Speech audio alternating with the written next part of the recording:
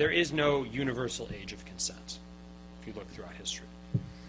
It is thus no surprise that no critic of Islam or Muhammad brought up Aisha's age until the 20th century. So you don't see anybody criticize the Prophet for marrying Aisha and marrying a 9-year-old until relatively recently.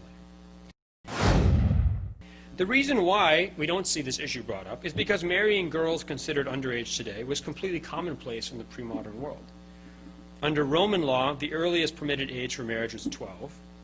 And in the heyday of the Roman Empire, let's say 2nd century Common Era, by 14, a girl was considered an adult whose primary purpose was marriage. In many pre-modern law codes, such as Hebrew biblical law and Salic Frankish law, marriage age was not a question at all. It was assumed that when a girl reached puberty and was able to bear children, she was ready for marriage.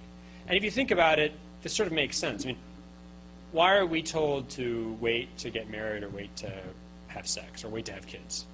Well, you have to go to high school and you have to go to college and you have to get a job and you have to have all these things you're supposed to do. Well, these people didn't have any of that to do, right? If you live in the middle of the desert, there's literally nothing to do. I don't know if anyone's ever been into the desert. It's extremely boring. Extremely boring. There's not anything to look at, okay? There's no medical school. There's no law school. But, I mean, the second you start entering this period of your life, if you don't have anything else to do, why not do that stuff? I mean, so I think it's very important to remember that a lot of the ideas we have about appropriateness for the idea of appropriate sexual activity or appropriate age for marriage doesn't really, it's tied to our understanding of what people are supposed to do with their lives. As a result, historically, marriage ages tended to be very young in the pre-modern period. Data from several centuries of imperial Roman history suggests that as many as 8% of women married at 10 or 11. In Italy, in the 1300s and 1400s, the average age for women getting married was 16 to 17.